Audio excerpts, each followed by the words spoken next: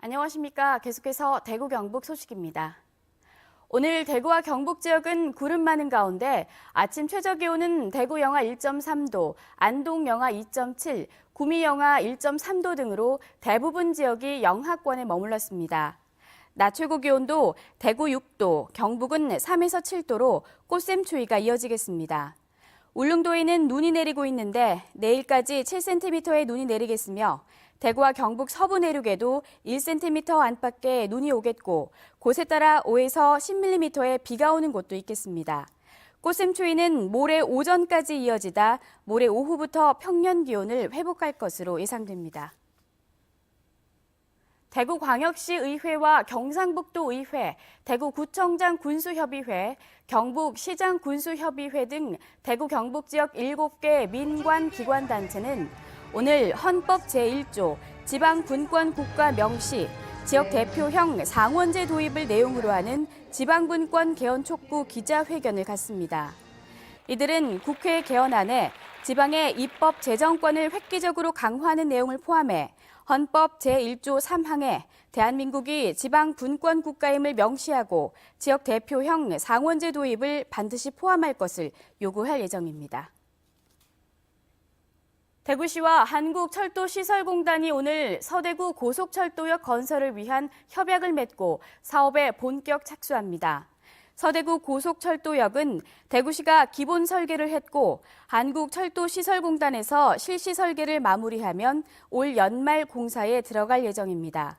대구시는 올해 예산 100억 원을 확보했고 착공과 땅 보상 등을 본격적으로 추진해 2020년이면 개통할 수 있을 것으로 내다보고 있습니다. 올 들어 포항철강공단의 생산과 수출이 늘어 경기 회복에 대한 기대감이 커지고 있습니다.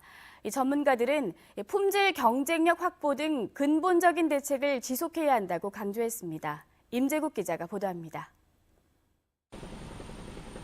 지난해 말부터 포항철강공단의 경기가 조금씩 살아나고 있습니다. 지난 1월 포항공단의 생산은 9,600억 원, 한 해 전과 비교해 5.4% 늘었고 수출은 14.9%나 증가했습니다. 원자재 가격 상승 등에 따른 것으로 석 달 연속 늘어난 것입니다.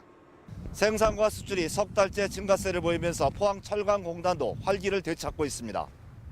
철강 산업이 조금씩 살아나면서 포항 전체의 수출입도 늘었습니다. 지난 1월 포항의 수출은 5억 8천만 달러로 지난해 같은 기간에 비해 4.3% 증가했고 수입은 20.6%나 상승했습니다. 하지만 포항공단의 생산과 수출 상승이 일시적인 것이어서 더 지켜봐야 할 것으로 보입니다. 지난해 11월부터 철강제 가격 상승 등으로 공단 업체들의 매출액이 소폭 증가하였으나 이는 철강 수요가 증가한 것은 아니다고 봅니다.